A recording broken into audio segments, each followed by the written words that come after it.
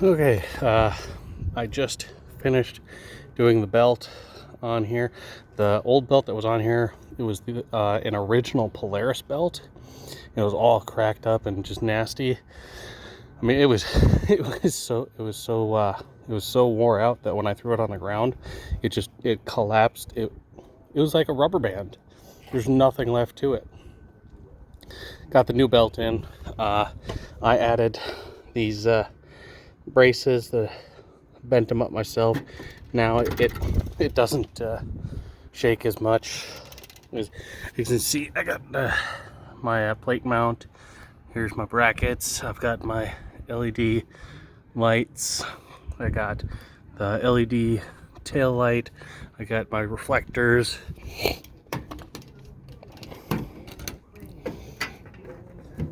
I put padding in here for, basically to just quiet the box, because it's a big heavy chain in here, and this is where I'm gonna store all my extra parts and stuff for emergencies. And if I got that bag in there, that's my backpack. It's if I go and get like a few groceries here and there, I can wear that and not worry. But the bars, now I did my headlights and everything, but I don't like how this one is. It's these are 30-watt bulbs, and I'm swapping this out for an 18-watt fog light driving light. It's going to be a long bar, so spin this down so the ball is facing that way. And because the other 18-watt has a slot, I'm going to move it to this where I can put 2 bolts in it so it doesn't spin like this one does. But that's going to get swapped out, and that 18-watt one, it'll pull forward so I'm not lighting up all this here and wasting light. New hand grips feel amazing. And I noticed something. See how it says off, run, off? My other one was on, off, on. So, I mean, that threw me for a loop when I put this new one on here. Like, I'm sitting there trying to start it, and it's not starting. And then I realize, hey, it's backwards. It's opposite of the other one. But, took it out, rode it in the desert, found a truck that somebody set on fire. And I found why I have so much wobble in the front is because of the uneven wear pattern on here and here. Like, you can see this is smooth almost, and then this side is still got a huge lump. So that bump, you feel that bump, and it wiggles the handlebars just enough to give a wobble when riding. So I've got the new DOT tires coming for the front. So I'm thinking I'm gonna get an actual ATV tire remover. That way I can do it myself, and then I'll just go from there. But the lights all work off just the battery, and then I have my charger like I showed you guys already. But I mean, this thing's fun. I mean, it's a blast to just get out there and just open up the throttle. But now, because I have the new belt on here, the new belt is gonna give me a better response time, because that old belt, it was so wore out. This one, the way the belt sits in here, this one, it was tight across the top, tight across the bottom. You could squeeze it and bring the two together slightly. But the other one that was on here, you could squeeze it and damn near touch them together. It was that bad.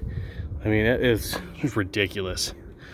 But I mean, you just unbolt around here, pull this out, and what you do is you work this end out first, tip it up slightly, and then slide it out. That way you can get around these bolt holes in this platform, so you don't even have to take off any of the plastics. I mean, that's pretty nice. And going from like 10 millimeters and stuff like that, I mean, it is easy. But I am definitely liking it.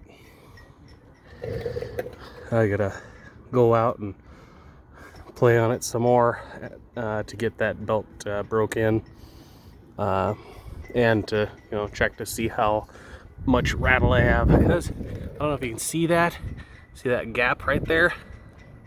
Yeah, that's how much I lifted this up to get enough clearance so I can take off the seat, and to get this from rattling so damn much.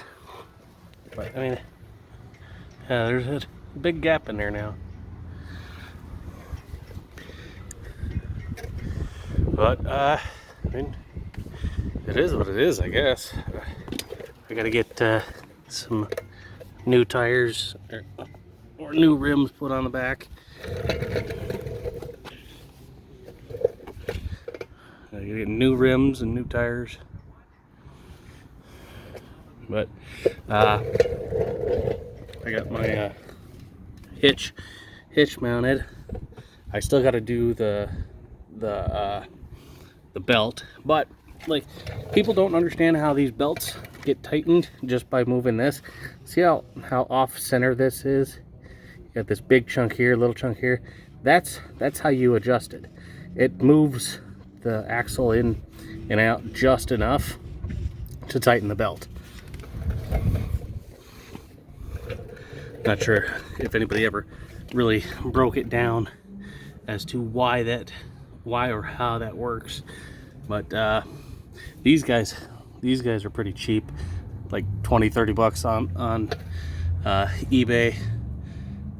I'm still surprised that they're not like a more common piece.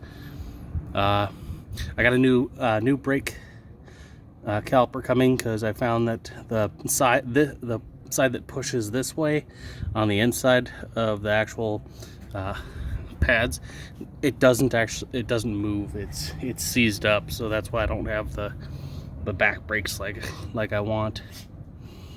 But I do have rear brakes and front brakes. It's just this doesn't squeeze like it's supposed to.